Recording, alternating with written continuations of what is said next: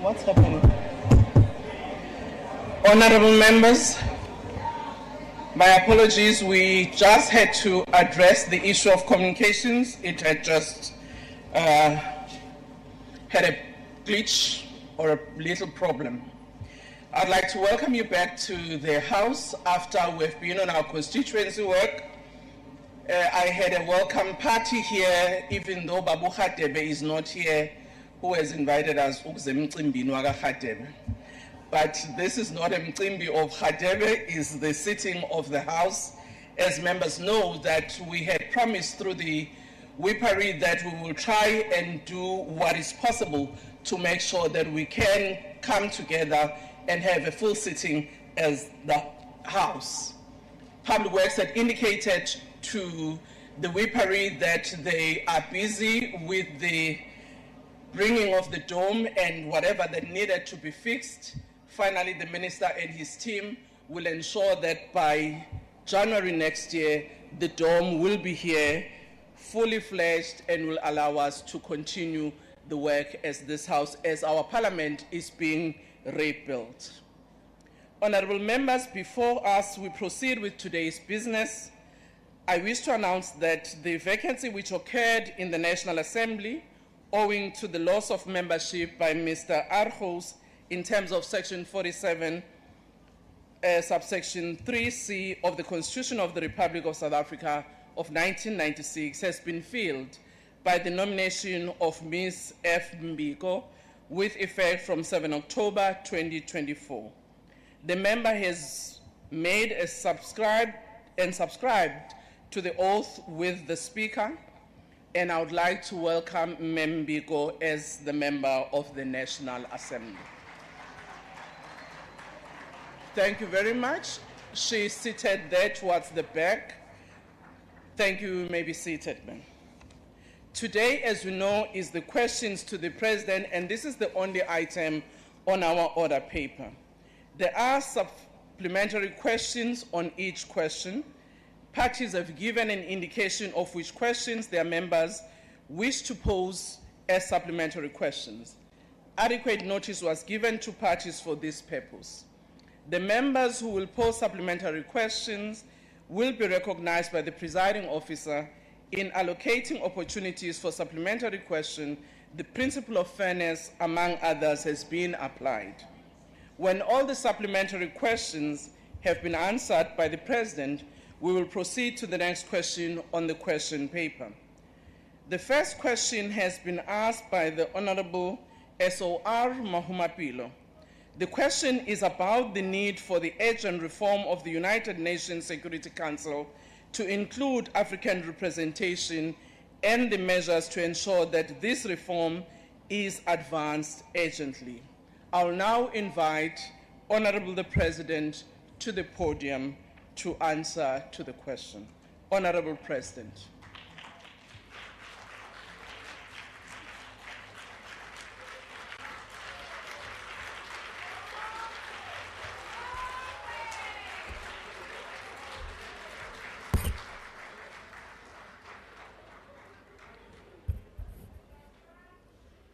Honorable Speaker, honorable members,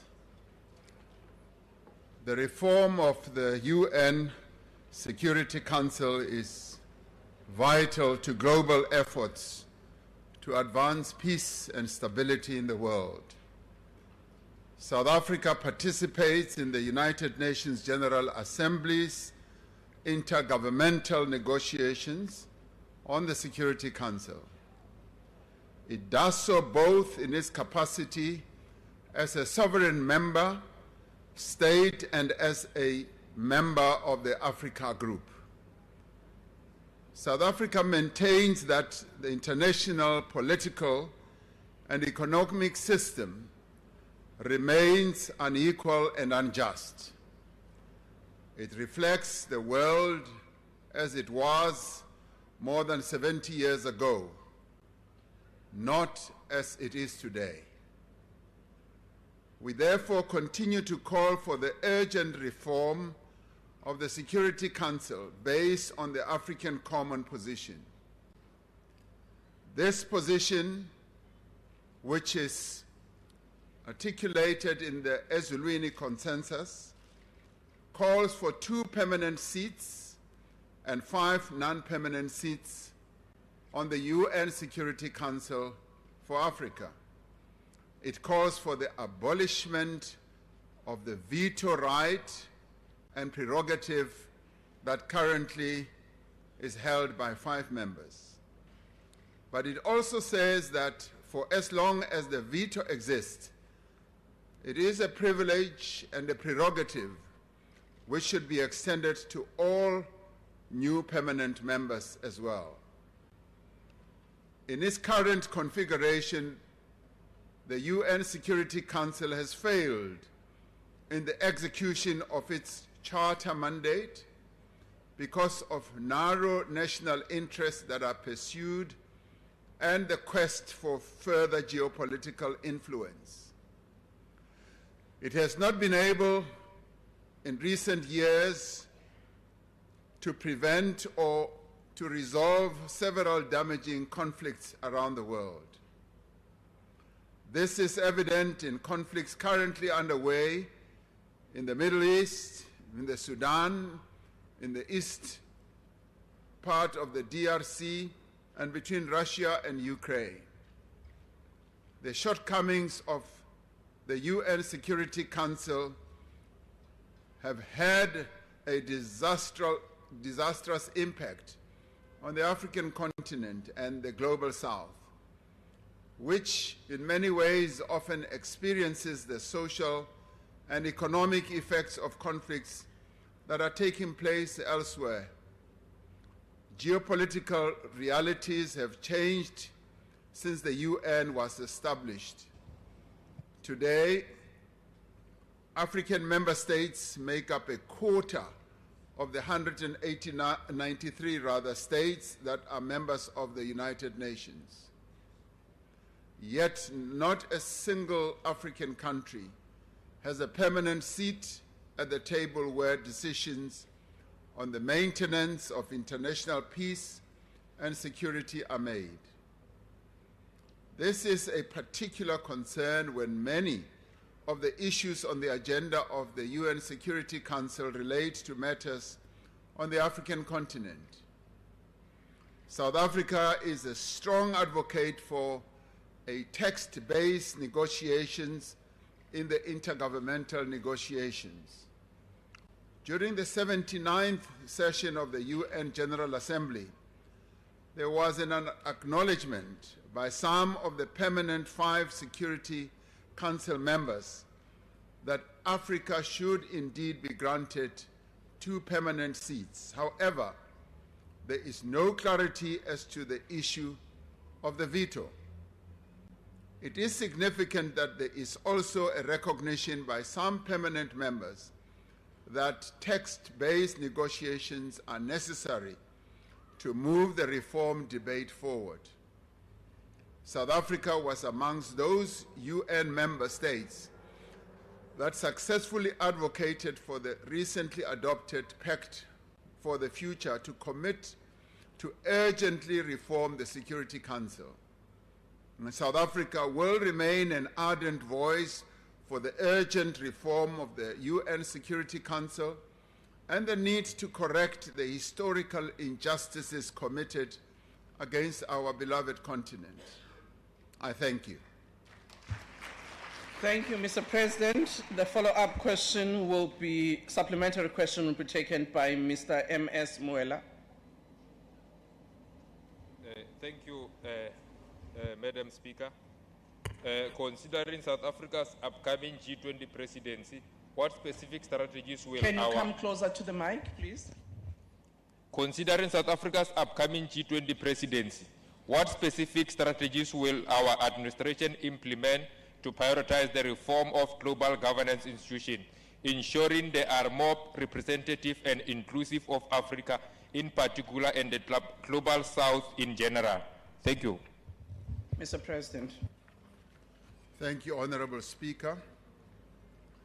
We, as the incoming president of the G20, have selected a theme that talks to solidarity, equality, and sustainable development.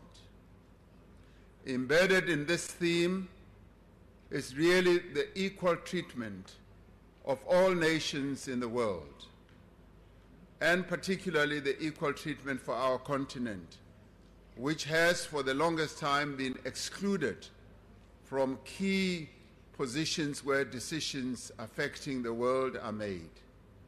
So we will be arguing and putting forward very strong views, which hopefully will be adopted in the declaration that we will put forward to the G20, that the reform of the UN Security Council and indeed various other global institutions should take into account the views of those countries that have been excluded for the longest time in participating meaningfully in such structures. So our G20 process will be aimed at promoting the interests of our continent as well as the global south. We see this G20, which will be held for the very first time in Africa, as a great platform for us as South Africa to promote the interests of our continent and the global south as well. So the issue of representativity in global institutions is going to be quite prominent. We're rather pleased, Madam Speaker, that what we've been advocating for years now in various platforms around the world is beginning to gain traction. And we are hoping that with a further push at forthcoming events or summits, such as the one that we will be going to next week in Russia, the BRICS summit, followed by the G20 in Brazil, we will advance the argument for the representation of those countries that have been excluded. So the G20 for us is going to be a key moment, and it's a moment that we would like to mobilize our nation around, so that our nation, all formations in our nation, should see the G20 as being a national project, having national interest objectives, so that we are able to advance indeed the interests of our continent and the global south. Thank you, Madam Speaker. Thank you. Honorable E.L. Powell. Thanks, Speaker. Mr. President, the DA acknowledges the importance of Africa securing permanent representation on the UN Security Council as the continent of the future. However, the recent democratic backslide across several African countries is deeply concerning. This includes rigged elections in Zimbabwe and the continued detention of pro-democracy activists in countries like Tanzania, Zimbabwe, and Angola. Many governments on our continent seem indifferent to human rights and the principles of the UN Charter. So, should we achieve UN reform, will South Africa support the candidacy of countries simply because they are African, or will their adherence to the principles of human rights and democracy be a prerequisite for South Africa's support? Mr. President. Our support for Africa's representation on the UN Security Council and indeed on many other structures that involve global governance is obviously based on the principles that have been adopted by the UN itself, as well as the principles that have been adopted by the African Union, as well as SADC, where our country resides or is located. So these three organizations, including a few others that we are members of, have adopted principles that speaks to governance, human rights, and we also base our approach on our own constitution, that continues to guide us in terms of what we do globally to promote a better world and a better Africa. So our participation and our argument for Africa to be included clearly is going to be in accordance with those principles. And in the end, it is the African Union that is going to take the decision, as set out in the Ezulwini Consensus, on which countries should be represented on the UN Security Council. The Ezulwini Consensus was very clear that at the very least we want 2 representatives, and if we get more, of course, we will be very pleased. But the decision is not going to be taken by South Africa, nor will it be taken by a single particular country. It will be taken by the African Union. And it will be taken on the basis of representativity as well as on the basis of capacity. And that is what the Ezulwini Consensus put forward. So be rest assured that our position is going to be based on what the African Union decides. As you may well know, we are not the only country that is represented on the African Union. We are just but one of the many countries on our continent. Much as our voice is quite vocal, so are many other countries' voices vocal as well, because we are part of a collective. We don't act alone. Thank you, Honorable Speaker. Thank you. Honorable V.G. Reddy. Thank you, Speaker. I find it very hard, and I need you to help me here in believing anything this President says. And I'm not the only one.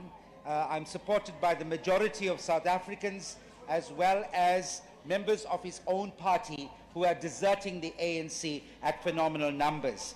While his call for the urgent reform of the UN Security Council may sound bold on the international stage, we must ask ourselves, how can we trust these promises on this matter when here at home objective evidence shows that he's consistently failed to deliver on promises to improve the lives of the overwhelming black majority? Under his leadership, the government has defied the progressive posture of his own alliance by accommodating International Monetary Fund and World Bank policies that impose neoliberal austerity on South Africa, ensuring that Western capital dominates the economic landscape. So the question is, what is his response now that the MK has unveiled him? Thank you. Honorable President.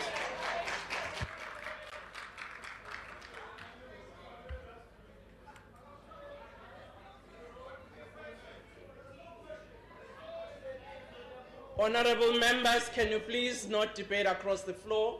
President will answer the question.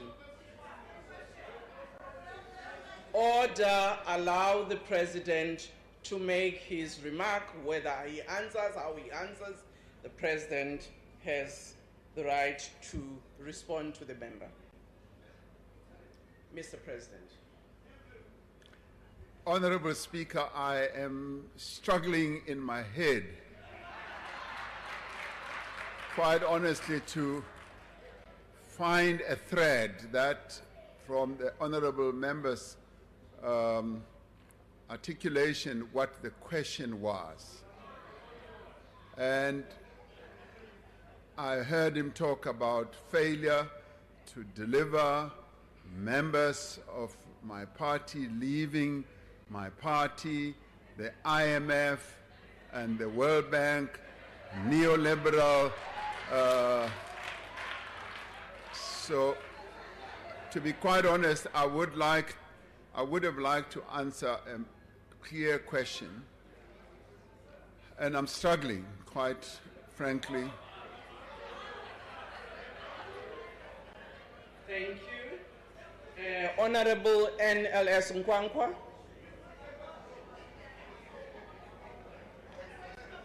Honorable Nkwankwa.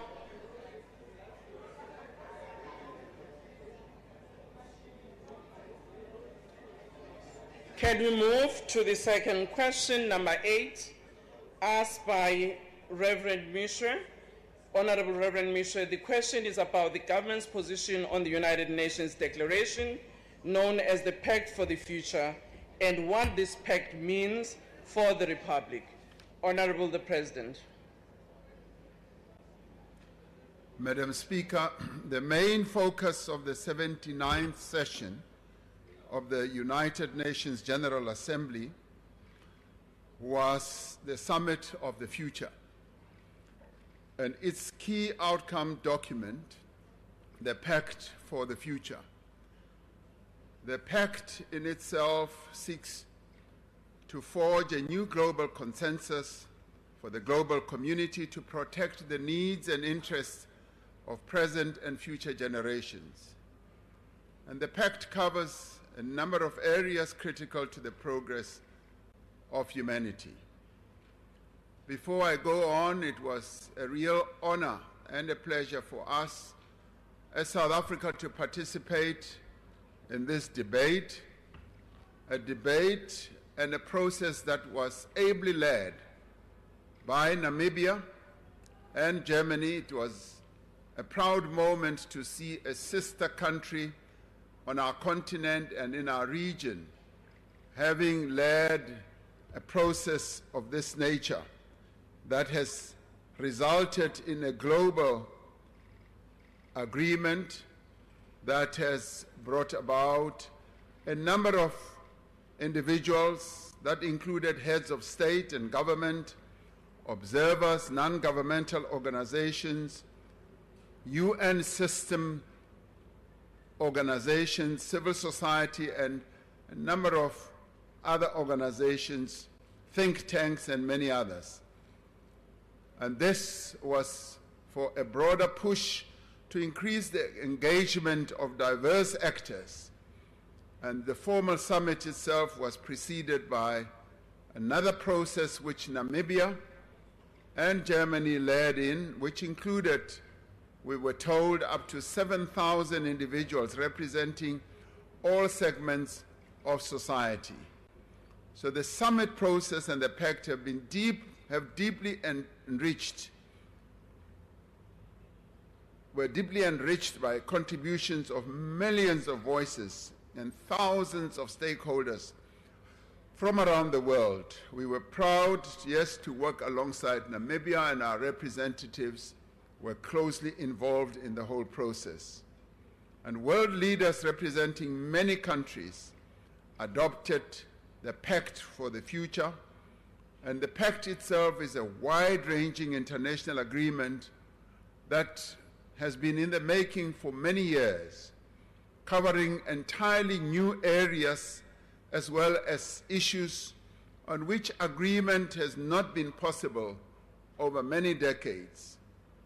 And the document aims above all to ensure that international institutions can deliver in the face of what the world is going through right now. Now, as the Secretary General said, which was observed by Honorable Reverend Mishra, he said we cannot create a future fit for our grandchildren with a system built by our grandparents. That in many ways encapsulates the key objective of the Pact of the Future.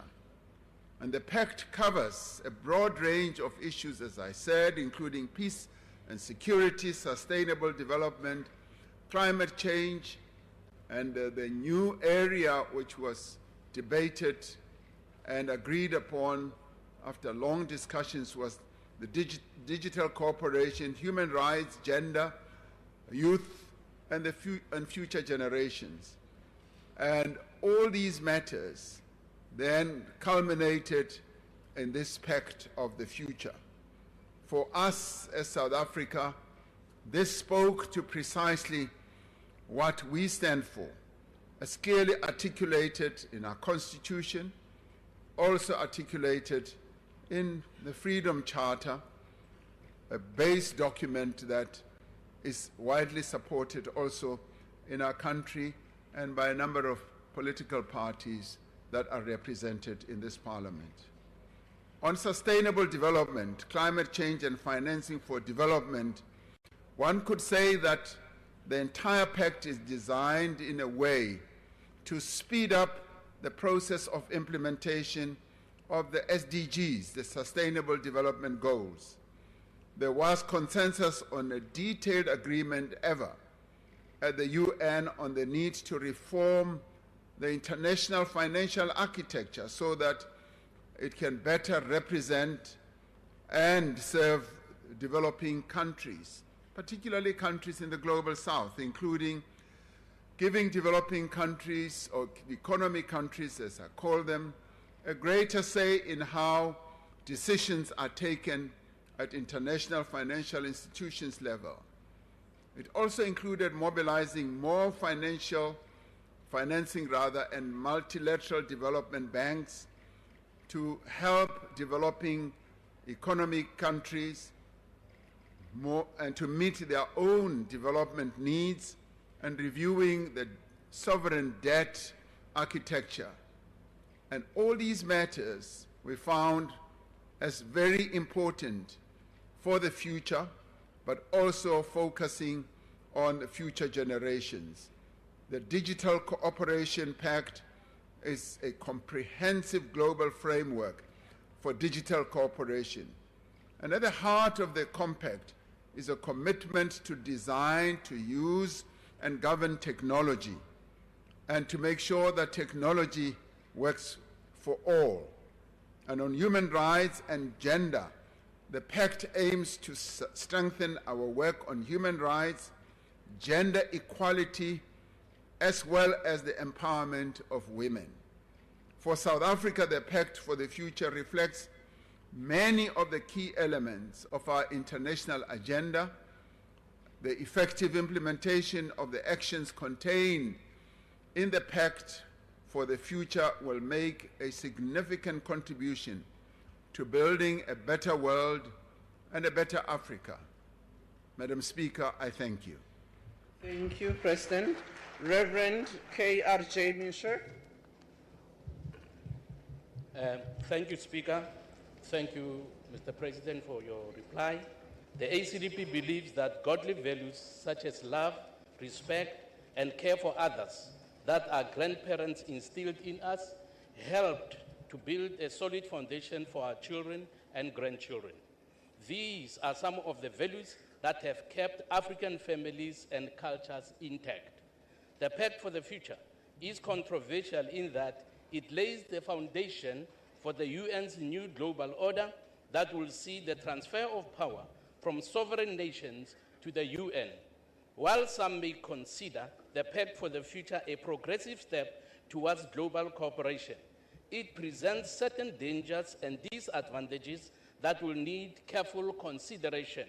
Of significant risk is the potential erosion of our national sovereignty. Noting all the positives you have stated, Mr. President, my question is whether you can assure this House and all concerned South Africans that you will not support or allow the sovereignty of South Africa to be eroded when the UN's Pact for the Future is implemented. Thank you. Thank you, Mr. President. Thank you, Honorable Speaker.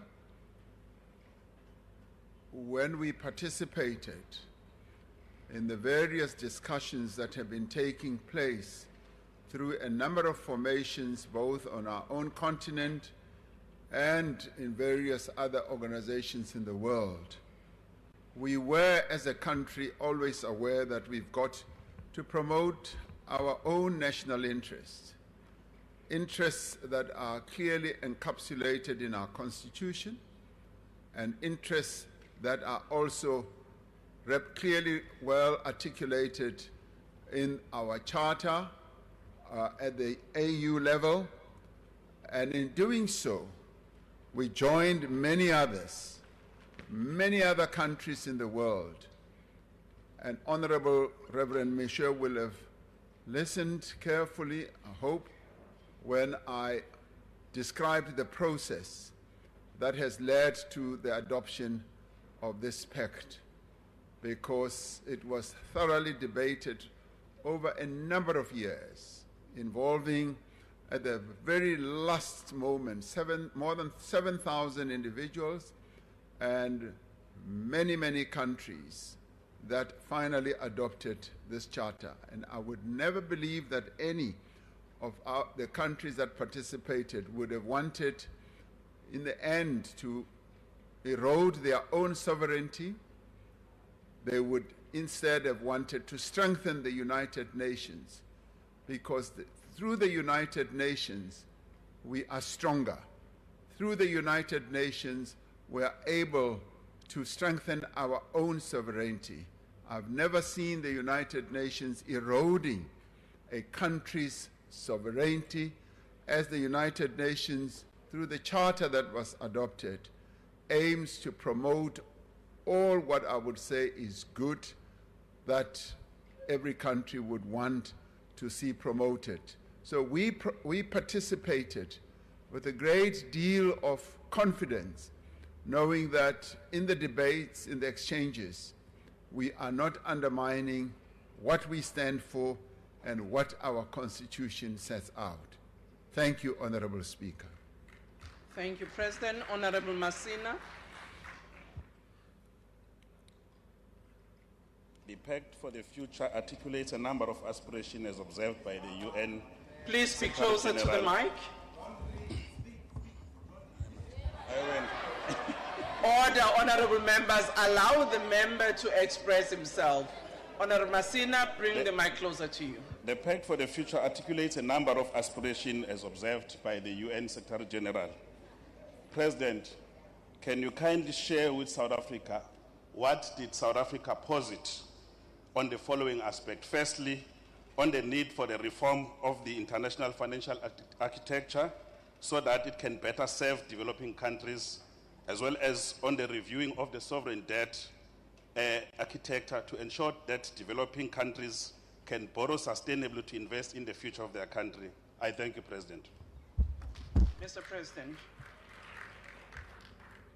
Honorable Speaker, yes, we made our positions very clear when it comes to not only the reform of the United Nations Security Council, but also the reform of the financial institutions, the financial architecture, the various international organizations such as the IMF, the World Bank, and a number of others that operate at a global level.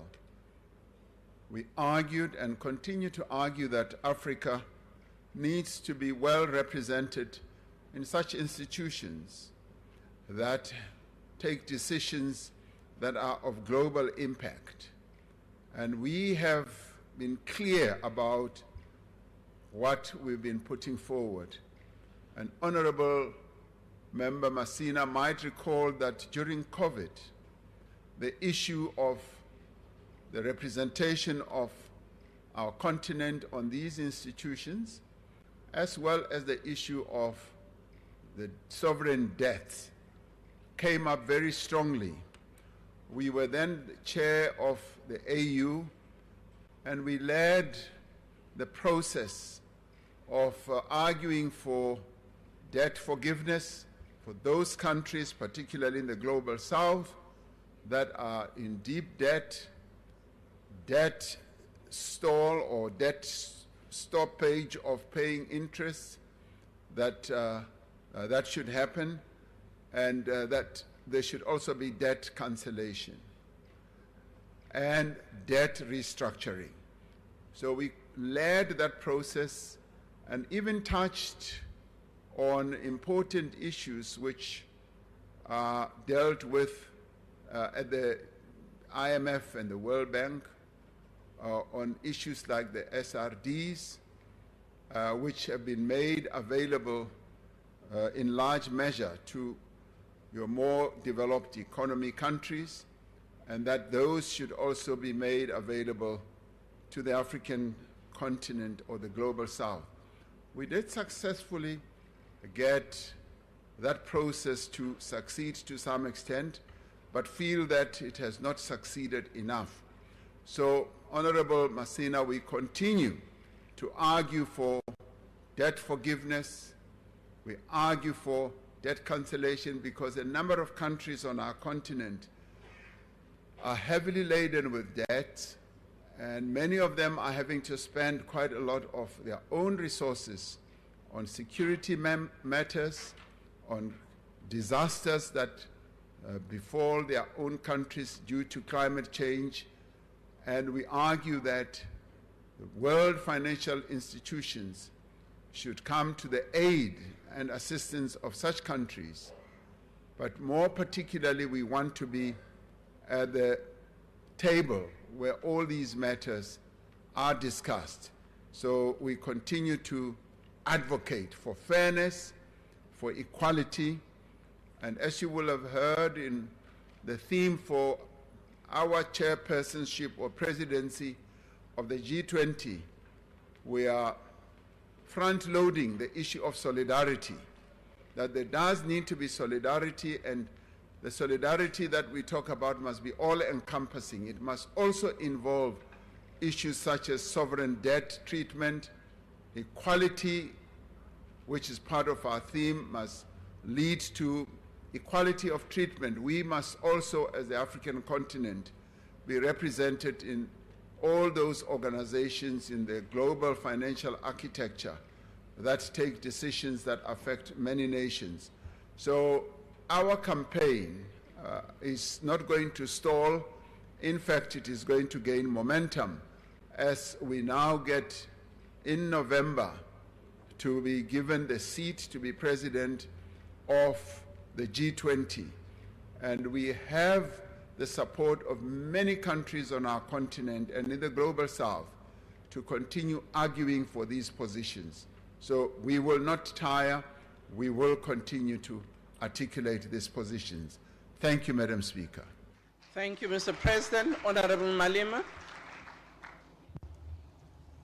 Thank you very much, Comrade President.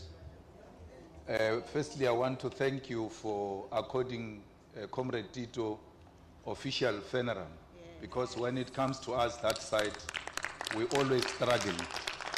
I still struggle with the fact that Peter Mugabe was never accorded a state funeral.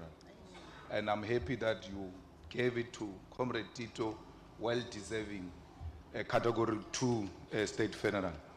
President, we must appreciate the role that you have played when it comes to International Court of Justice and the fact that South Africa mobilized the international community in support of the Palestinian question. We appreciate that the Pact for the Future has got progressive resolutions in relation to Palestine.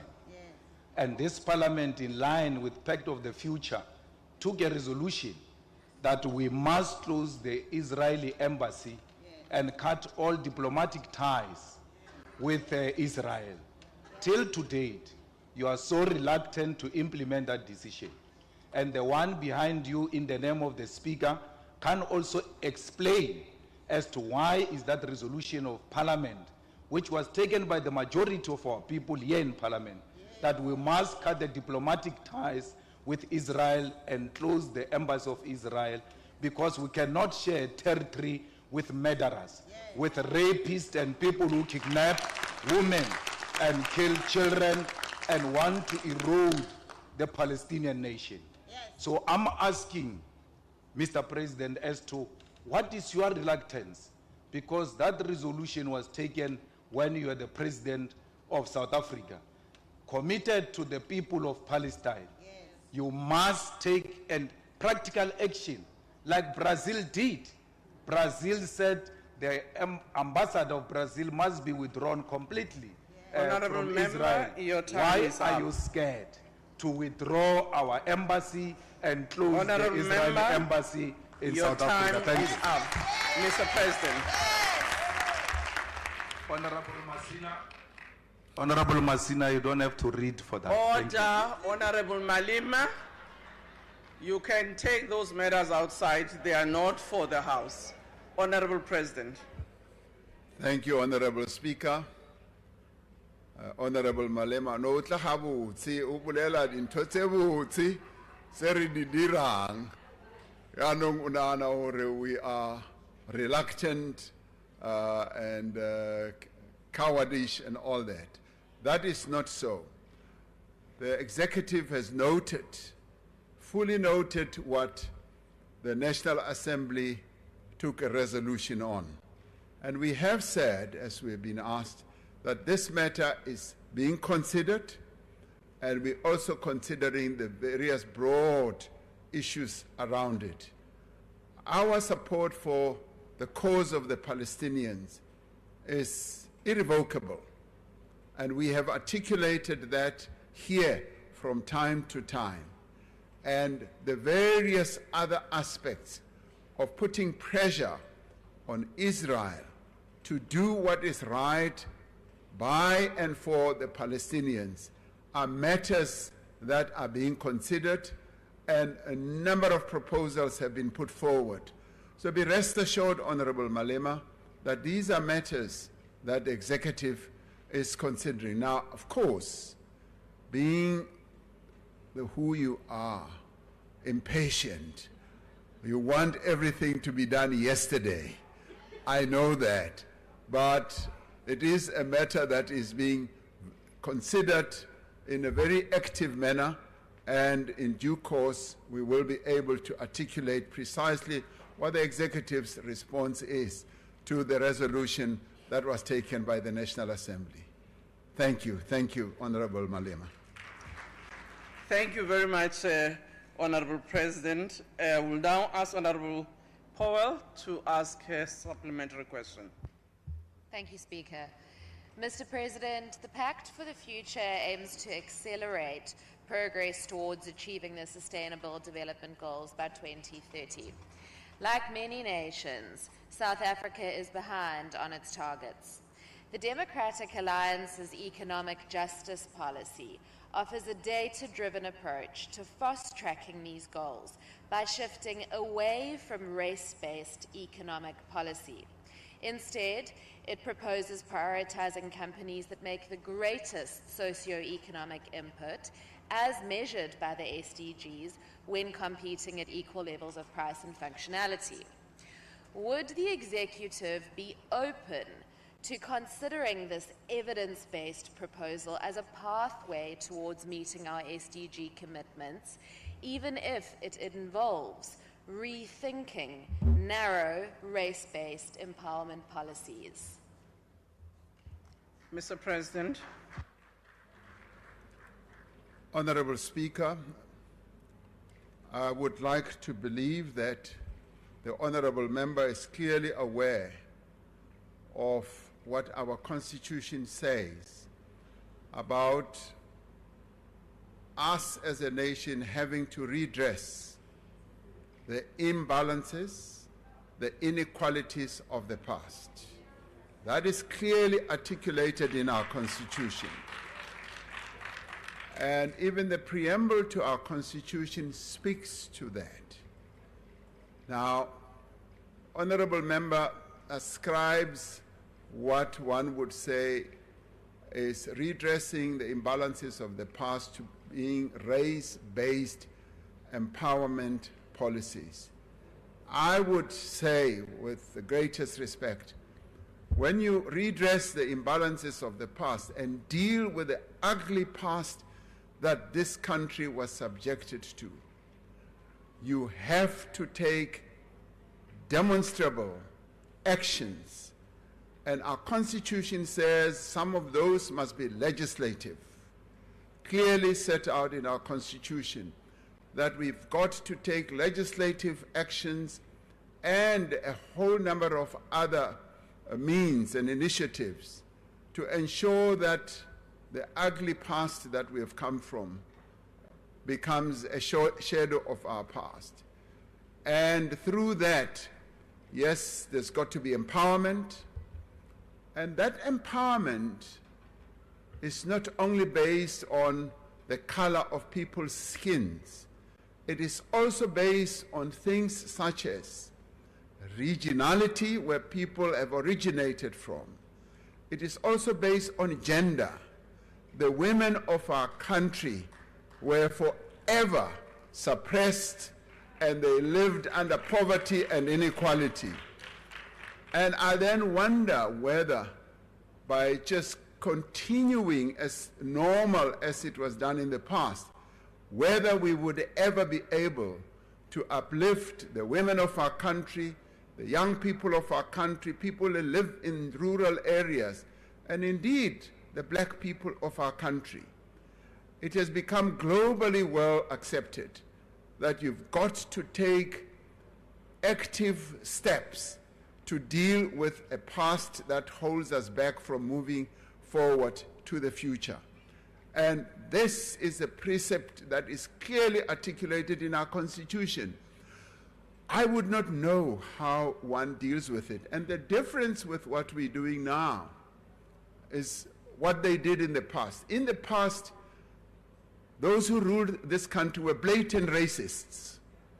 They were unashamed, they were unapologetic, they just, on a race basis, just suppressed the majority and advanced the interests of a minority. In this country, we are advancing the interests of all. And I think it is disingenuous. It really is disingenuous to then say, as we advance the interests of all our people, from a regional point of view, gender point of view, youth point of view, and yes, national group point of view, that in itself works against the development and the attainment of our sustainable development goals. I can say without any equivocation, we will not depart from the path that we have embarked upon for empowerment and transformation. That is something that I will put up here clearly, because it is in our Constitution. Thank you, Honorable Speaker. Thank you, Mr. President. We now move to the third question. Question number 9, which has been asked by Honorable G. Breitenbach. The question is about what steps the President intends taking to ensure that members of his cabinet act in accordance with the government's commitment to build a capable and ethical state in the light of the allegations against the Minister of Justice and Constitutional Development. Honorable the President.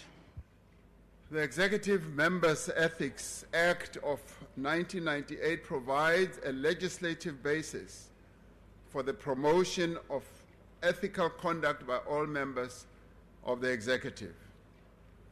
The law makes provision for a code of ethics that prescribes standards and rules in support of open, democratic, and accountable government. The Executive Ethics Code, which was promulgated on 28 July 2000, says that members must, to the satisfaction of the President or Premier, perform their duties and exercise their powers diligently and honestly. It requires that they act in all respects in a manner that is consistent with the integrity of their office. Among other things, the Code says that members may not use their position to enrich themselves or improperly benefit any other person. They may not expose themselves to any situation involving the risk of a conflict between their official responsibilities and their private interests.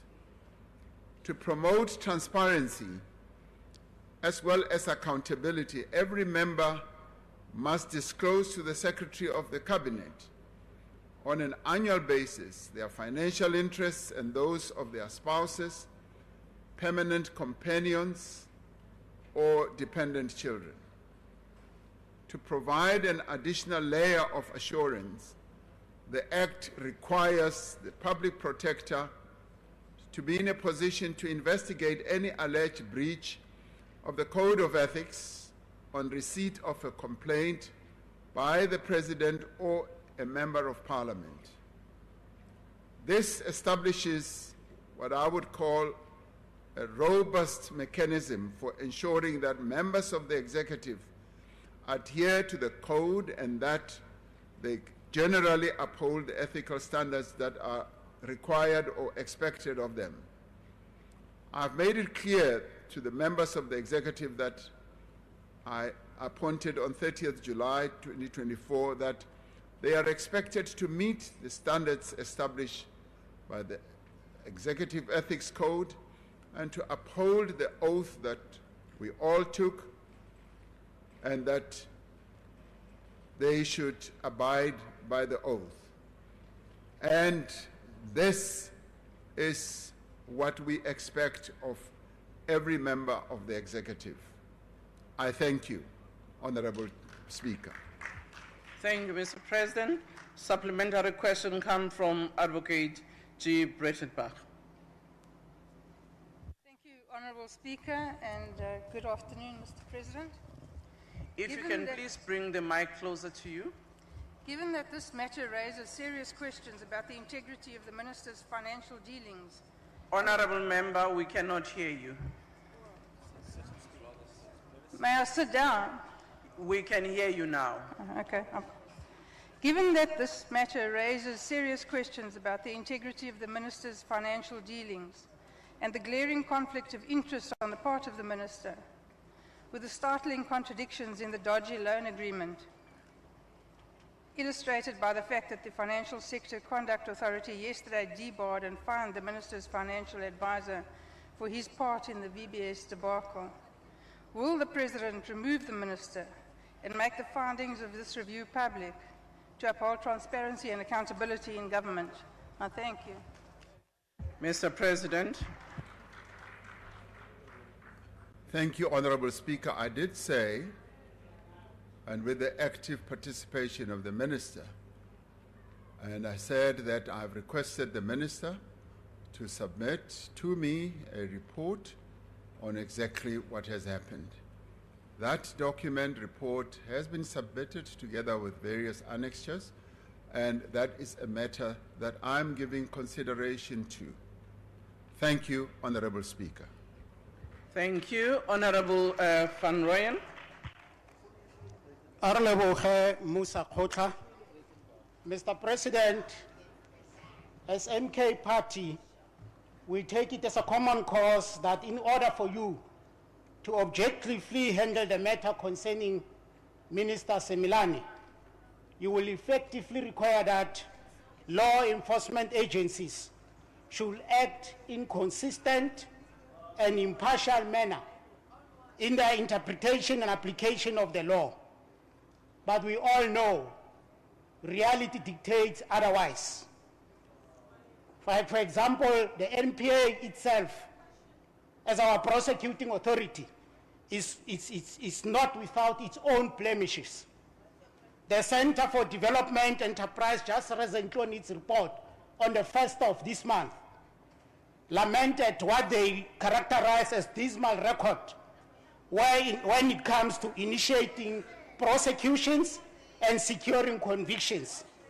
The center says there are rogue elements and obstructiveness in NPA. They even recommend that... Honorable Member, if you can summarize, your time is up. The straightforward question, Mr. President, is that can the President take this House into confidence on how your government of the DA-led coalition will ensure that the state apparatus are not used for spurious reasons? I thank you. Thank you, Honorable President.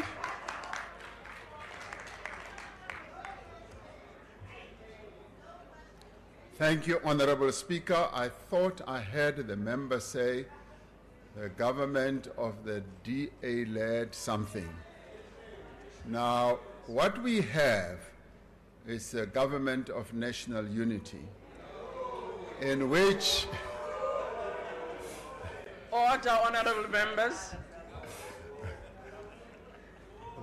Your answer, I'm sure you'd want to hear. Honorable President. It looks like I've pressed a very painful button. Now, what we have is a government of national unity in which 10 political parties that are represented here participate, as well as some others participate in a Parliament of National Unity. Now, I can assure the honourable member that there is just no way. On a point of order, Speaker. On a point of order. Yes, thank you very much, honourable member. Sorry, I didn't see you. Honourable Malima. I think the President is deliberately misleading the House. There's no Parliament of National Unity. There's no such a thing. Thank you, honourable member. Mr. President. Thank you, Honourable Speaker.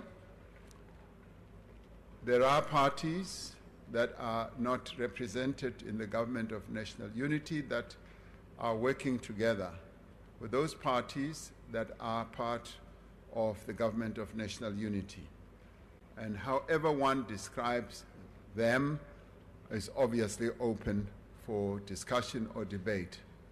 What I wanted to assure the honourable member on is that there is just no intention, no action whatsoever that will be taken in the executive that I lead to utilize state institutions against members or anyone. Those institutions are institutions that we hold in high regard, the highest regard, and they've been granted the independence by our Constitution, and we let them do their work without any fear, favor, or any prejudice. I had occasion to meet with a number of these institutions, together with a number of members of the executive, to deal primarily with their logistical issues, their organizational matters. But I took time to thank them for the work they do, but also gave them the full assurance that we respect their independence and we want to urge them and strengthen them in their resolve to be independent, to act without any favor and without any prejudice. That I repeated ad nauseum to them, and it is out of adhering to the precepts of our Constitution that we need to do that. And we will, honourable member, continue to do precisely that and not seek to use any of the arms of the state to take actions against any citizen in South Africa. And those institutions must act independently on their own to do their work, whether it's investigative, whether it's prosecutorial, and whether they have to do anything that will advance the interests of the people of South Africa. Thank you, Honourable Chairperson. Thank you, Honourable President. Honourable NZ Buthelezi. Thank you, Honourable Speaker. Honourable President, since the conclusion of the Commission of Inquiry into state capture, there has been little to deter the ongoing association between corruption and public office. A key reason for this is sadly the failure to prosecute many of those implicated. As the first citizen of the country, it is crucial that you set a strong precedent by unequivocally condemning unethical leadership, as it robs our people of the opportunity to live in a corruption-free South Africa. Can the Honourable President, as head of the Cabinet and State, reassure the nation by explaining how he has addressed this issue in a way that will prevent similar incidents in the future? I thank you, Honourable Speaker. Honourable President. Honourable Speaker, I have said repeatedly that one of the objectives that we have embarked upon to deal firmly with the period that we went through of state capture is to ensure that the institutions are strengthened once again. Many of our institutions had become weak, and they had been weakened deliberately. And we have sought and continue to do so to strengthen them by ensuring that they have the independence, reassuring them for that matter, and that they should act in accordance with the law, and they should act without favor or prejudice, as I was saying earlier. Those who have been referred to in various reports, especially the report on state capture, will in the end have to be dealt with by the various institutions whose job and whose function is to either investigate these matters or to act upon them. The day the president gets involved in identifying certain people to be investigated, to be prosecuted, and to be judged, as I've often said, even in the previous parliament, that is the day we have to run for the hills. The function of the president is, amongst other things, to strengthen those institutions so that they do their work independently. And this, honorable members, I will continue repeating, notwithstanding various suspicions that may fly around, suspicions that may even suggest that the president did this, the deputy president also did this, and both of us, as we sit at the head of the executive, will never be involved in such activities. We will allow the institutions of our nation to do their work and to give the assurance once again. Whatever name has been mentioned in the State Capture Commission report will be dealt with, will be looked at by those institutions whose job is to do precisely that. And by strengthening those institutions and by establishing others that can strengthen our democracy, I do believe that it puts South Africa on a much stronger and firmer footing where the rule of law, our democracy, becomes stronger and not susceptible to the whims of any individual who may want to take action against certain people that he may like or may not like. So that is precisely where we stand as an executive, and that's precisely where I also stand firmly as the President of the Republic. Thank you, Honorable Speaker.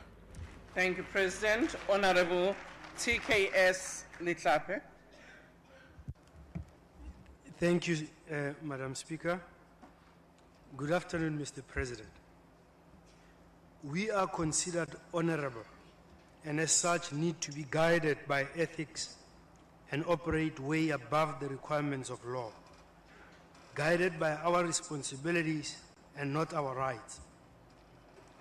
What will it take for the President to allow the Minister of Justice a leave of absence to clear the cloud that surrounds her and give the President as much time to consider the matter, whilst preserving the sanctity of the office of the Minister of Justice, to give those of us awaiting justice reason to have hope and faith in the justice system, and that the dignity of the Justice Minister be preserved. Honorable President. Thank you, Honorable Speaker. Honorable Dr. Letlape. It will take giving the President the time and opportunity to consider this matter so that finality can then be reached. And so therefore, Honorable Letlape, that's precisely what one has been saying, that, and I may have been thought to be saying it glibly when I said I need time and space to be able to do so. And I'd like to repeat that yes, this matter is under consideration. Thank you very much. Thank you, President. We now move to the fourth question asked by Honorable Mulder. The question is, considering the positive outcomes of the first 100 days of the Government of National Unity, is it the present intention to extend the principle of GNU to all spheres of government? Honorable President. Honorable Speaker, in its first 100 days, the Government of National Unity has indeed proven its value and its worth to the country and its people. The GNU, as we've come to call it, has effectively managed what I would call a smooth transition from the 6th to the 7th democratic administration. It has ensured stability and continuity. It has promoted inclusivity. Importantly, it has brought together a broad spectrum of political parties to work together to advance shared principles and also to pursue a common program of action to address the challenges that confront our nation. It is significant, Honorable Speaker, that the GNU has not only agreed on the priority actions outlined in the opening of Parliament address on the 18th of July, but has already made progress in undertaking a number of these actions. Building on the work of the previous administration, the GNU has worked with social partners to stabilize the country in a number of ways.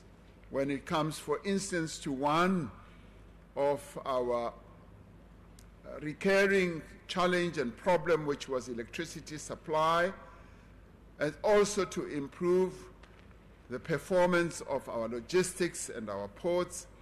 It has introduced a number of other initiatives, such as new visa regulations to attract skills to our country, but more importantly, it has generated a lot of interest in our country when it comes to investment and tourism. This morning, I spent time with key players in the auto sector. The auto sector contributes about 5.3% to our GDP and employs close to 500,000 people in its own manufacturing base of cars and trucks, buses, right down to components. And nearly everyone who spoke at that occasion, which was led by Minister Pax Tau and the MEC for transport, I think here in the Western Cape, everyone spoke very positively about the climate that is prevailing in our country, the interest that investors, both local and international, are having in the future prospects of economic growth in our country. And work is underway across government to improve the prospects of inclusive growth, to create employment and training opportunities for young people, to improve the quality of health and education, and also to tackle crime and corruption and to provide social support to those South Africans most in need. And this is what I think we can say the Government of National Unity is yielding.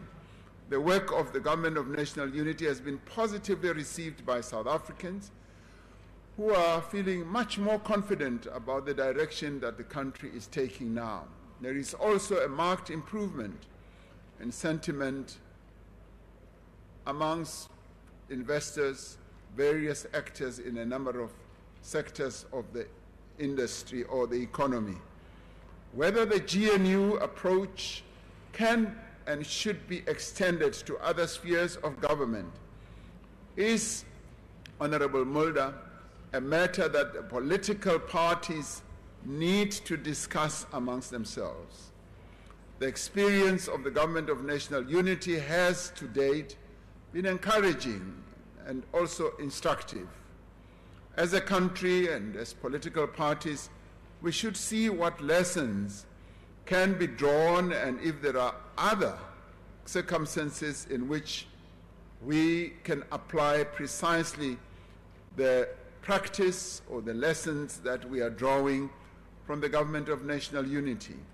We should all recall that in the end, the Government of National Unity was not an instruction from one person. It was a coming together of various political parties by themselves to finally agree on a statement of intent and common principles with a view of taking our country forward. So I would in the end say it behoves on various political parties having the will, the determination to work together and take whatever sphere of government forward to address the challenges that our country faces. I thank you, Honourable Speaker. Thank you, Honourable President. The first supplementary question will be asked by the Honourable Dr. C.P. Mulder. Thank you, Honourable House Chair. Thank you, Mr. President, for your comprehensive response.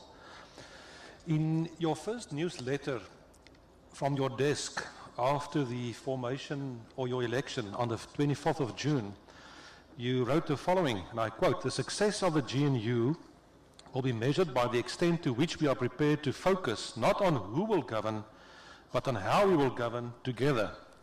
And as you correctly pointed out, since the election and the creation of the Government of National Unity, the Rand has strengthened with approximately 7%. The bond market is up with 11%. The JSE main board has gone up with 10%. Inflation has come down. So has interest rates.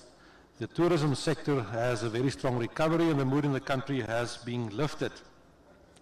It is also so that the concept of the Government of National Unity has not been extended to the other spheres of government. And the question immediately would be, if it is successful on the national level, why would it not be successful on other levels of government? The question I would like to ask is this something that you would like to see be discussed amongst political parties as a first point of departure then in the new clearinghouse that has been created within the Government of National Unity? Thank you, sir. The Honourable President. Yes, thank you, Honourable House Chair. The answer to your question, Honourable Mulder, is yes. The participants from the various 10 parties had a meeting of, if you call it the clearing house, some call it the technical committee, but I see it correctly as a clearing forum where matters amongst the 10 political parties are discussed. They held their first meeting really, after I convened all of them over dinner some weeks ago, and they discussed a variety of issues. So, put it more in a straightforward manner, I would say yes. It's a matter that should also be discussed in the clearinghouse or in the clearing forum of the 10 political parties. It's a matter that we can never say we should run away from.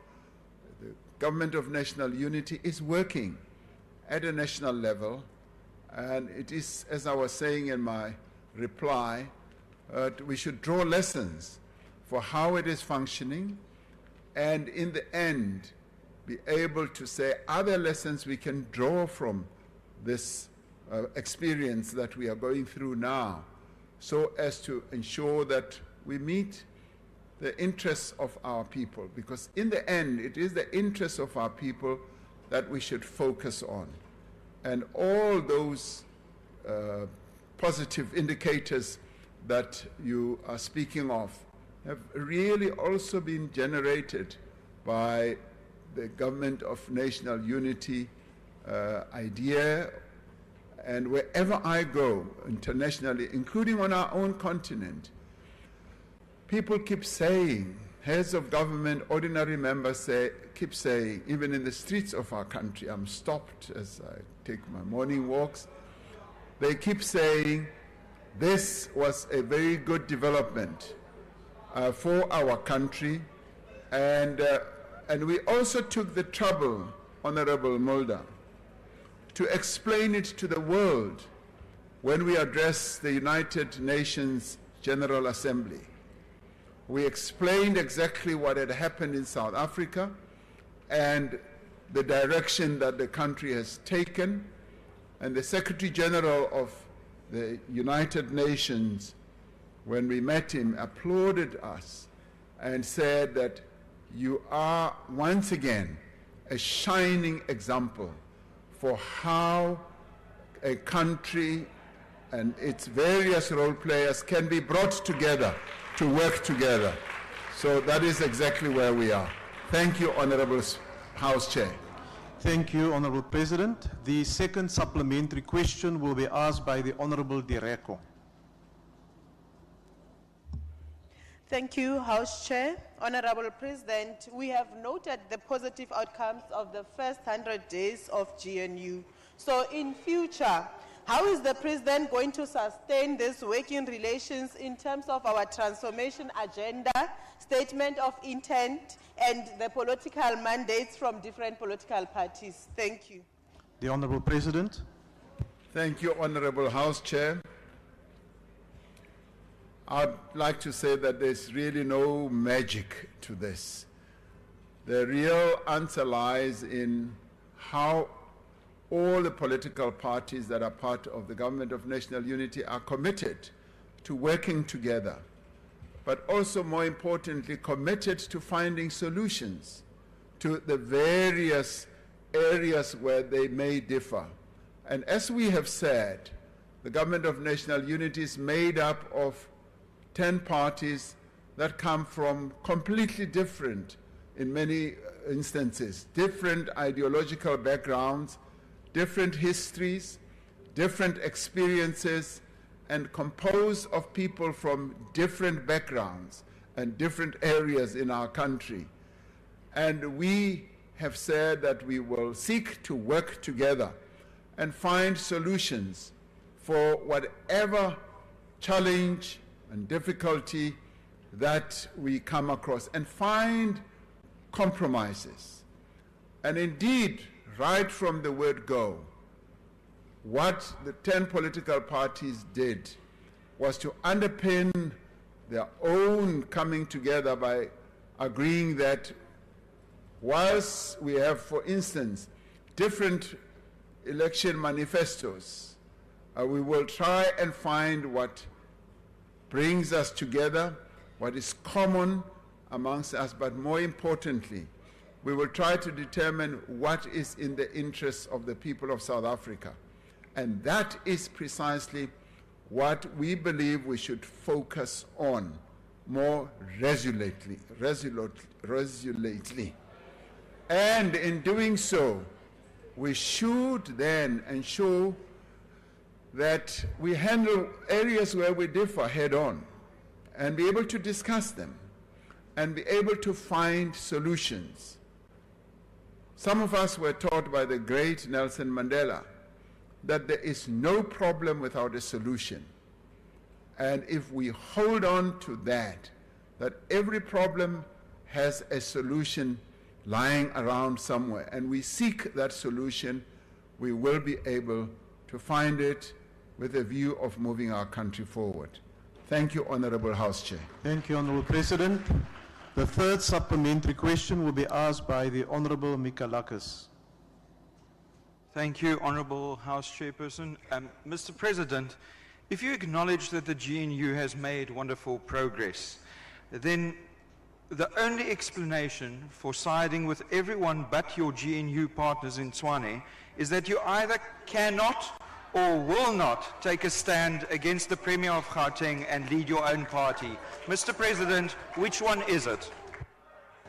The Honorable President.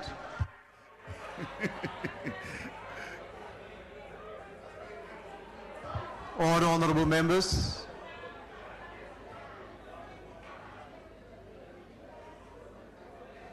Honorable House Chair, without being flippant, I'm tempted to say, what type of a question is that? But then again, to observe the decorum that I should have here, is that in the end, as I said earlier, the issue of how parties work together really depends on their willingness and determination to embrace one another and find solutions and to listen to one another. And in listening to one another, they should be able to seek solutions. But also in the end, it also depends on the chemistry amongst the participants themselves. And I think we should also rely on the key area of the principles that those who are participants should adhere to. So I will not specifically refer to any of the areas where parties are seeking to work together, be it in Gauteng, in KZN, in the Western Cape, or wherever. That should be left to the participants, guided by key principles that they should all adhere to. Thank you, Honorable Chair. Thank you, Honorable President. Honorable members, the last supplementary question will be asked by the Honorable Maimane. Thank you, House Chairperson, and to the President. I think it is undeniable the fact that we're seeing some green shoots that emanate from the Government of National Unity. What I'm fascinated by, though, Mr. President, is the fact that now, as revealed this weekend, the executive is costing the fiscus in salaries over 600 million rand. You add VIP protection, travel, etc. This now starts to head towards the billions. We are now heading towards the midterm budget policy statement, and I'd like to ask the President, given that we are cutting teachers, healthcare workers, frontline services, particularly in education, is the question, could the President at least commit to cutting the executive, more specifically deputy ministers, in order to free up resources for students in South Africa? Thank you. The Honorable President. Thank you, Honorable Chair. Order, honorable members. The issue of the size of the executive is a matter that has arisen on a number of occasions. And when we did finally agree to a government of national unity for the 7th administration, I took the trouble to discuss it with the various leaders of the various political parties. And I did say, this is the reality that we now face as we establish the government of national unity, as we seek to engender stability in our country, and said that for a time we will need to bear the cost to ensure that there is stability and we move forward with the government of national unity. I have said in the past that, yes, we do need to reduce our executive, but this time, due to the exigency of the situation that we face, as well as the circumstances that we are subjected to, we had to come to this point, but we will keep an eye on the costs on an ongoing basis, and in 2 weeks or so, the Minister of Finance will be delivering his medium-term policy budget statement, and we will then be able to have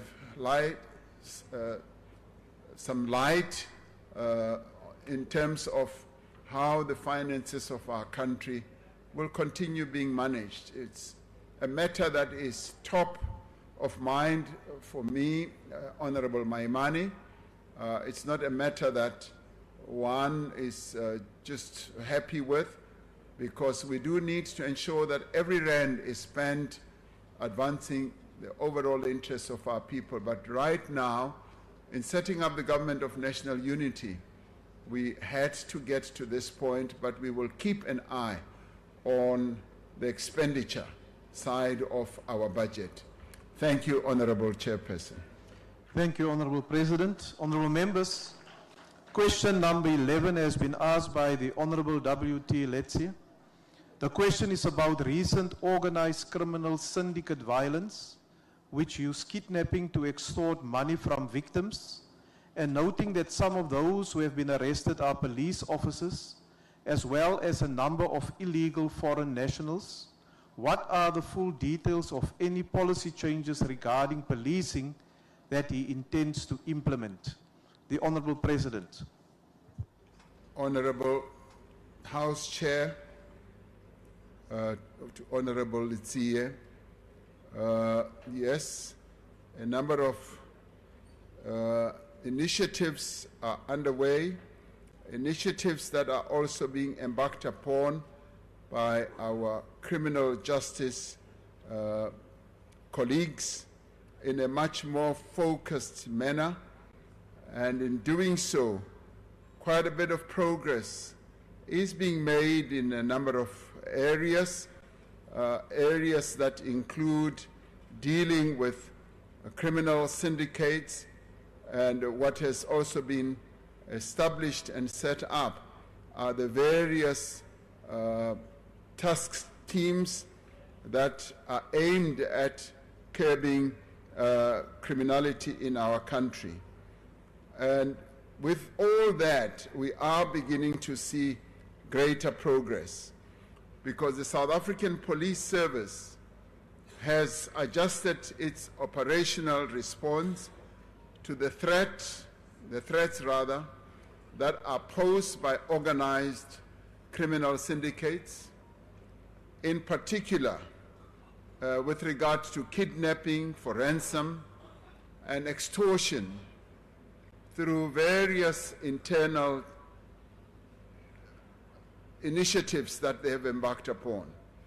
For instance, the Directorate for Priority Crime Investigation employs what I would call a project-based approach to the investigation of serious organized crime, and a dedicated capacity has also been established in the Division Detective and Forensic Services that is aimed at coordinating investigations into organized criminality. The organized crime threat analysis process makes use of a number of other mechanisms to identify existing and emerging organized crime threats, and this they use as the basis of an appropriate multidisciplinary response. Operational command centers at district, provincial, and national levels further provide for coordination between the South African Police Service, the government departments, and a number of other law enforcement agencies.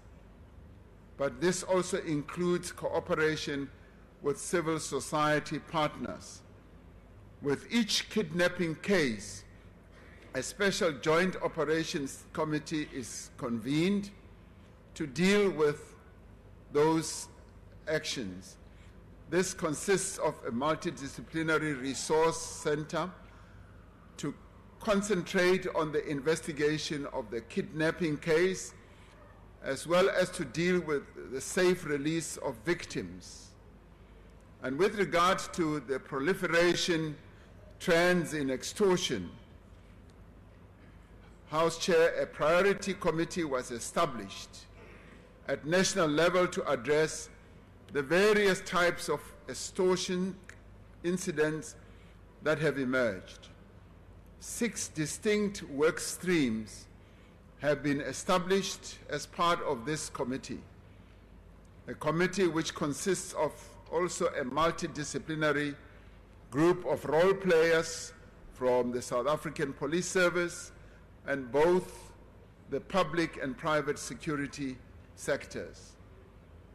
The external role players include the National Prosecuting Authority, the Financial Intelligence Center, business leadership, South Africa, Business Unity South Africa, and the Consumer Goods Council of South Africa to identify South African police service members who may be involved in criminal activities. The South African police itself employs specific counterintelligence measures in addition to routine integrity testing measures, such as vetting, the analysis of financial disclosures, as well as lifestyle audits. The South African Police Crime Intelligence capability is an integral part of the police service multidisciplinary approach to addressing organized crime, working in collaboration with various other departments. So, Honorable House Chair, I can say that much as we are facing enormous challenges with regard to criminal incidents such as kidnapping, extortion, and many others, the police service and indeed other multidisciplinary agencies are working very hard to ensure that this scourge of criminality is dealt with and dealt with effectively. We are already seeing a great deal of progress in a number of areas and successes that are being recorded by the South African Police Service working together with other agencies. It might still be early days, but I am convinced that we will continue seeing a great deal of progress. Thank you, Honorable House Chair. Thank you, Honorable President. The first supplementary question will be asked by the Honorable W.T. Letsia.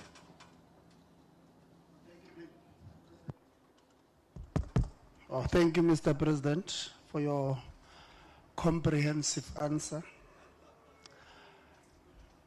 These organized crimes are crippling the economy, there's no doubt. And they need all of us to work together, and I'm happy you said there's collaborative work from different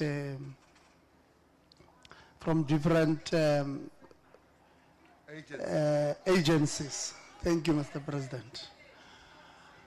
Parliament must also play a role, Mr. President, using our PCOs.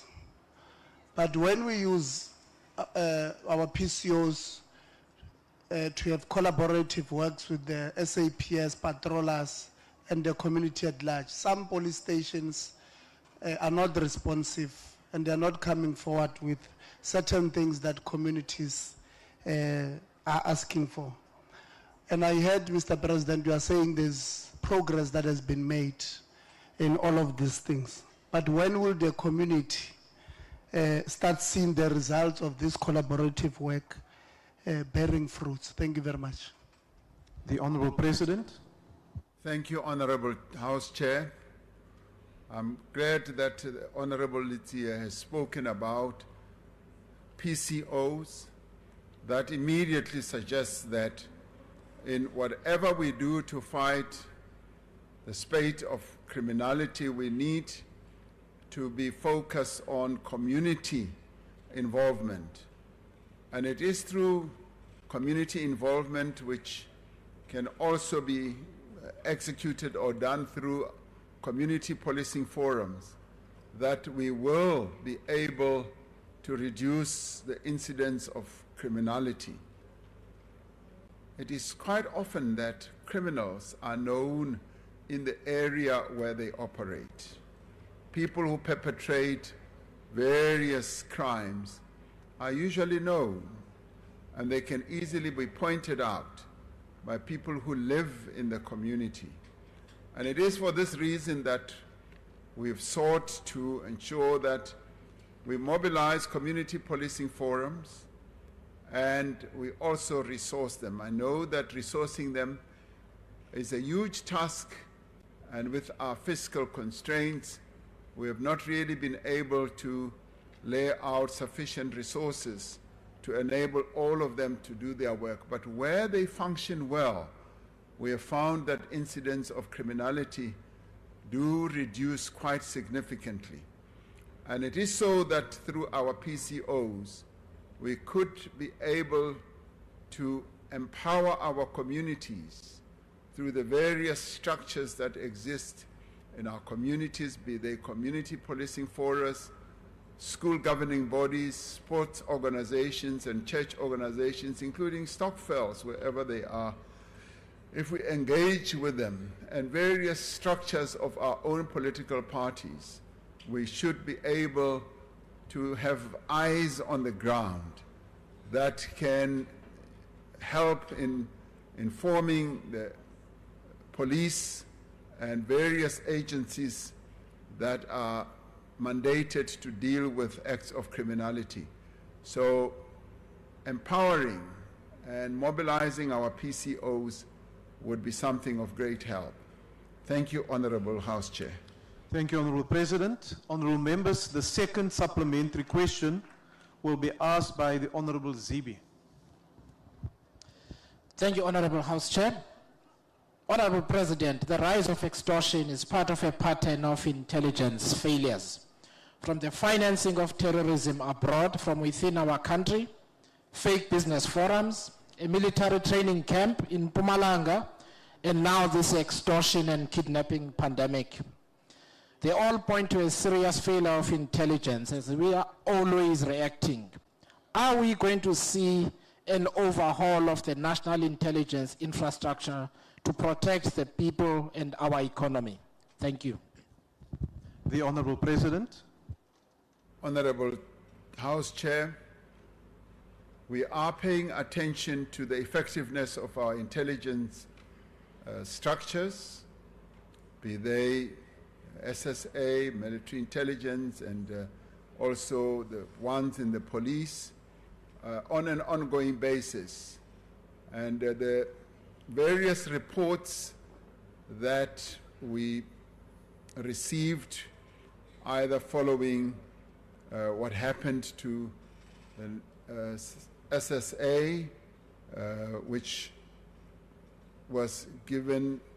report was led by Professor Mufamadi, or what happened during the July unrest. Those reports spoke to, yes, the weaknesses that are prevalent in some of our agencies. Those are being attended to on an ongoing basis very actively, and also through the legislative processes that this House has been involved in. And we are proceeding to ensure that we renew, we rebuild our agencies, and we strengthen them, as well as to empower them to be able to do their work more effectively. It is a process that is underway, but I am confident that we will be able to succeed in ensuring that our intelligence agencies do actively give out information which can be acted on to prevent spades of criminality and also ensure that there is greater safety in our country.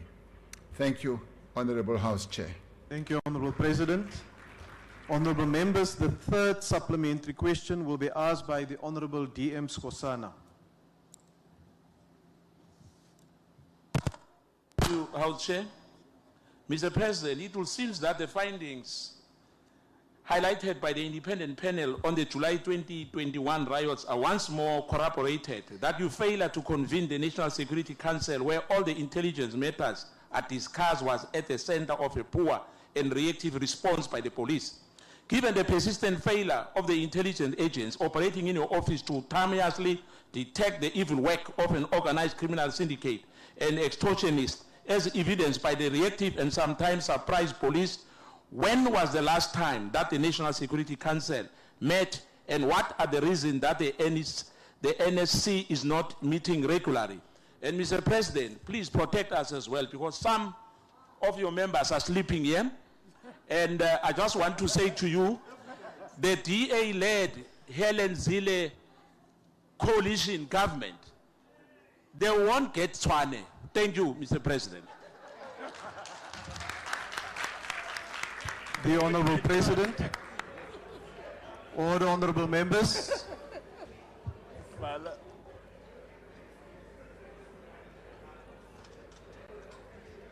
Honorable House Chair, the question was, when did the National Security Council meet? I'm pleased to inform the honorable member that it met 2 days ago. Thank you, Honorable House Chair. Thank you, Honorable President. Honorable members, the last supplementary question will be asked by the Honorable Kojani. Thank you very much, House Chairperson. Honorable President, we do note with appreciation the increased number of arrests thanks to the ramping up of intelligence, but it is very concerning that there is still a high number of police officers and illegal foreigners that collude with criminal syndicates. Not only is this bringing shame to the badge of the policeman, but it also demotivates the hardworking and honest men and women in the police force. It also negatively affects the national integrity because foreign nationals have become comfortable in engaging in activities of criminal acts. What are the mechanisms and the strategies in the interim to protect communities, especially the whistleblowers, who have to contact the same police stations that are infiltrated by members? And also, how are we going to monitor the authenticity and the impact of some of the measures that you have mentioned, like lifestyle audits, so that those who are part of high-level investigations at present are not infiltrated by the very same syndicates? Thank you. The Honorable President. Thank you, Honorable House Chair. The process of ensuring that we monitor not only the activities of members of syndicates, but also the members within the police service or other criminal justice agencies is an ongoing one. And it's being pursued quite vigorously to ensure that we do not see a recurring process where these criminal syndicates have their either moles or people who have been captured in our security services or agencies. It is ongoing, and obviously processes like lifestyle audits are reviewed on an ongoing basis, and there's a close monitoring of those, and we are heightening our own alertness through the various arms of the state. And in the end, as we make progress, which you alluded to right at the beginning, that there are a higher number of arrests, and intelligence is showing clear signs of improvement, we will continue in that vein to make sure that in the end we do get on top of these acts of criminality, both inside our own ranks as well as outside. Thank you, Honorable House Chair. Thank you, Honorable President. Honorable members, the last question on today's order paper has been asked by the Leader of the Opposition. The question notes that the President has withdrawn and abandoned his application to the Constitutional Court to review the recommendations of the report of the Section 89 Independent Panel, and whether he intends to deal with the findings and recommendations of the report of the Section 89 Independent Panel in light of his commitment to fight corruption. The Honorable President. On the 13th of December 2022, the National Assembly resolved not to refer the report of Section 89 Independent Panel to an inquiry.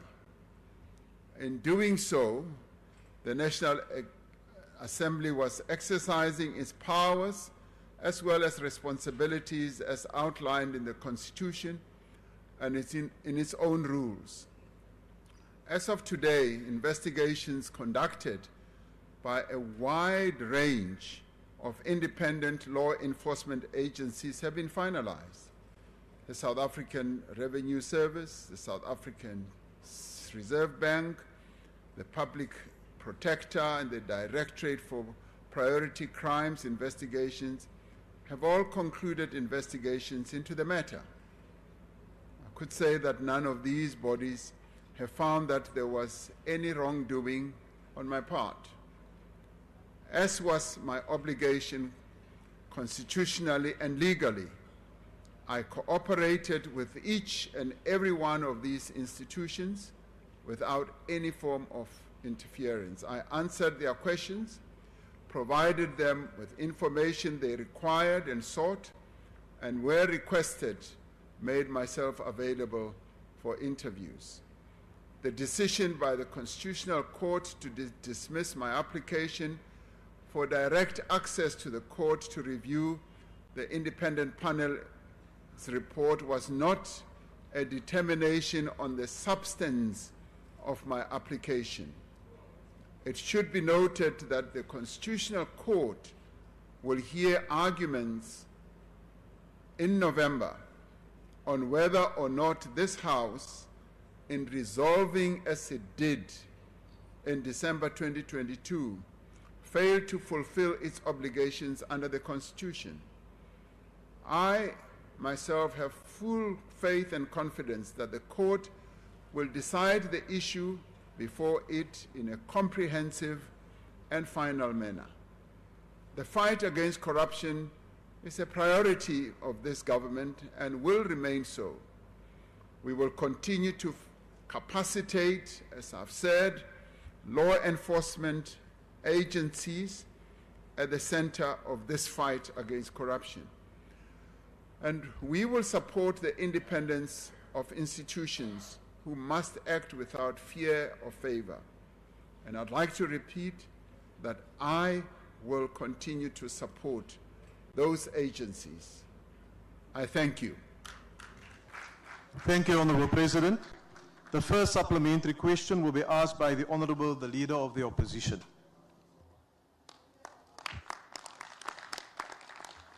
Right. Thank you very much, Honourable House Chair. Mr. President, here is the follow-up question, sir. The MK Party is deeply concerned that, notwithstanding overwhelming evidence, agencies such as SARS, the South African Reserve Bank, the Hawks, the Public Protector, as well as the NPA, the heads of all those agencies are appointed by you, sir. They have cleared you of wrongdoing. This contradicts the findings of an independent panel which was appointed in terms of Section 89 and chaired by the Honourable members, Honourable Leader of the Opposition, can you just hold there, please? Honourable members, the person who asked the question, the member who asked the question, have 2 minutes to make an intervention followed by the question. Now, if we get these type of interjections, it will not be possible for the President or for myself then to ultimately hear what the follow-up question is. Can we give the member a fair opportunity, please? The Honourable Leader of the Opposition. Thank you. This order. The panel that was led by retired Chief Justice Nobo concluded that there was a case to answer, inasmuch as you violated your oath of office and you were also implicated in the corruption at Phala Phala Farm. The question is this, sir. Given that in South Africa we transact in rands and the reports indicate that dollars were found at Phala Phala, are you now in a position to finally take this House into confidence and tell us the truth, that these transactions had nothing to do with a legitimate business, because you cannot conduct a business whilst you are serving as a president of this country, and also was the person who cleared you at NPA, was that person vetted? Thank you. The Honourable President. All honourable members, the President. Thank you, Honourable House Chair. Honourable Hlophe has asked a variety of questions. And I did say in my head reply that this matter was dealt with by the National Assembly. And the National Assembly took a decision. And that decision is now subject of litigation in the Constitutional Court. And I would like to respectfully say we should allow that process to unfold. And it should be a matter that will be dealt with by that court. And the variety of other questions that the honourable member has asked were responded to in a variety of institutions that have dealt with this matter, and also dealt with the issue of either the president was conducting business or not, and all those issues were ventilated, and the information has been open to the public, either through court papers or reports that have been issued. So I'd like to submit that these matters have been addressed, responded to, and the other matter is subject to litigation in a very open and transparent manner through our judicial system. Thank you, Honourable House Chair. Thank you, Honourable President. The second supplementary question will be asked by the Honourable Mgweba. Thank you very much, House Chair. Honourable President, South Africa as a country is confronted by the scourge of cancerous corruption that divides public resources towards patrimonialist interest that undermines inclusive development of our country. And corruption does not sit well for investment mobilization. Therefore, Honourable President, what are the practical steps that our government is taking to support and strengthen law enforcement agencies to uproot corruption? Thank you very much, House Chair. The Honourable President. Thank you, Honourable House Chair. Yes, the government is committed not only to support but to strengthen our law enforcement agencies by ensuring that the right people are appointed, by ensuring that they work in accordance with the rule of law, but also that the agencies have the resources that they require. But more importantly, to assure them and to grant them and give them a clear guarantee that they must work independently without any fear, favor, or prejudice against anyone or from anyone. And in doing so, we ensure that they do the work that they must do. And they must do it to the best of their ability. And if there are any issues or doubts, those should be able to be followed up through our various processes. And we have a number of agencies that enable our commitment to rule of law and to our democracy to function. One of the good things about our country is that we have institutions. Country that does not have institutions that are functional has a democracy that is wobbly. And in our case, the strengthening of our institutions is something that is prominent in my mind and in the determination of the government to ensure that there is rule of law and that there is commitment to doing the right things through the various institutions. Thank you, Honourable Chairperson. Thank you, Honourable President. The third supplementary question will be asked by the Honourable Zungula. Thank you, House Chair. Greetings, Mr. President. Greetings, the honourable members, and greetings to the Progressive Caucus. Mr. President, you are the first citizen of the country.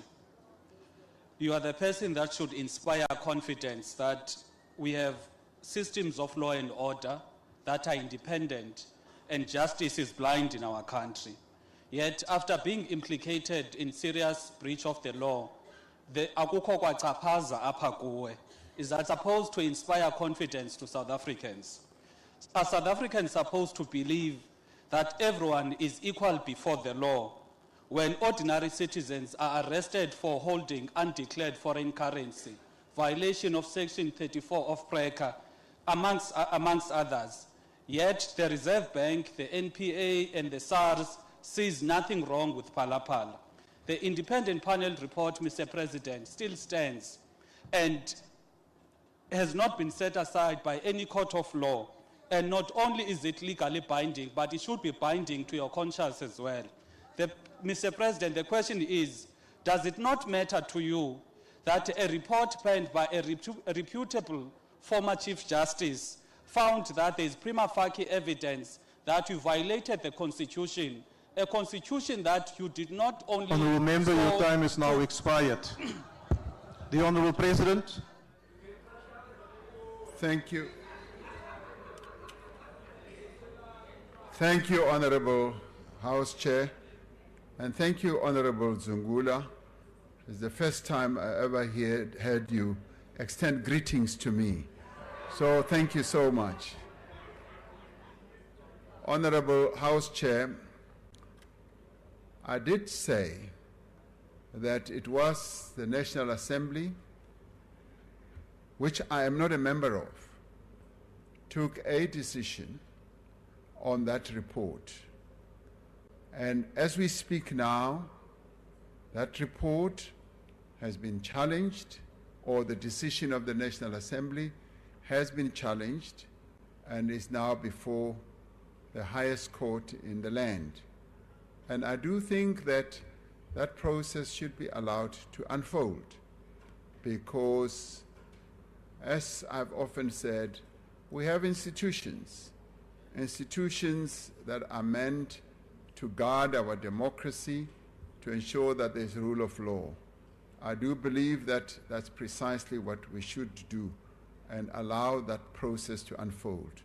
Thank you, Honourable House Chair. Thank you, Honourable President. Honourable Members, the last supplementary question will be asked by the Honourable J.S. Malema.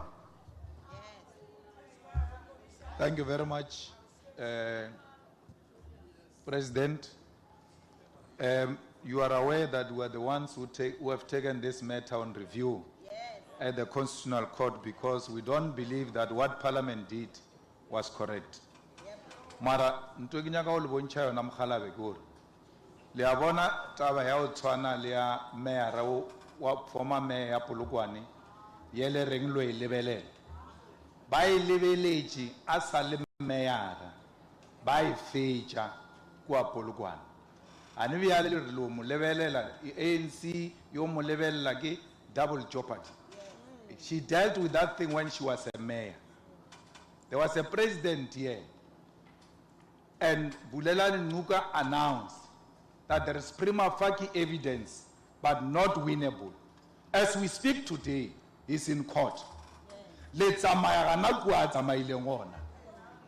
the former mayor of Polokwane, while Saberegi ditaba tšele sa le ka ofising, le tšea maikarabelo, le bitše boraditaba, le nne fase ka gore a go sana selo ka moka na bona ba rile a lena selo ba le tlerile. While sa bitše ditaba la re tlhalosetša gore na matlakala a la boithabišwa o Honourable Member, a fitlhile jwang ka kwa polaseng ya lena gore na didola di fitlhile jwang ka polaseng. Not because you are answering any case, but because you are Honourable taking Member, the nation into confidence. your time has expired. President Mandela did that. Thank Even you. on personal matters, President Mandela did that. Thank you, Honourable Member. Your time has expired. Thank you. The Honourable President. Thank you, Honourable House Chair. Karabo Eki Beile, Honourable Cyril Malema. Ki ile ka ebe ya hona ka bolela botse kare taba e di imo matsogo a lekgotla le legolo la naga e. And ntho e nngwe e isitswe ke lena. Nna ke ne ke kgopela gore le se gona moo e šomiwe ke bao ba nang le tsebo, bao ba tla shebisang dintho tse ka mokana tsona. Ke yona ntho e ke bolelang ke beya mo tafoleng. Ke fella gona moo. Thank you, Honorable House Chair. Thank you, Honorable President. I wish to thank the Honorable President for his presence to reply to the questions that was asked. And Honorable Members, that concludes the questions to the President. Thank you. Can I go home now? Mr. President, that's entirely up to you. Honorable Members, I now request you to stand and wait for the Chair and the maids to leave the chamber. That concludes the business for the day, and the House is adjourned.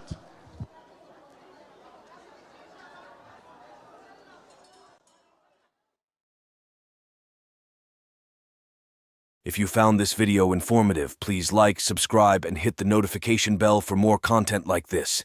And as always, let us know your thoughts in the comments below. Until next time, stay informed and stay engaged.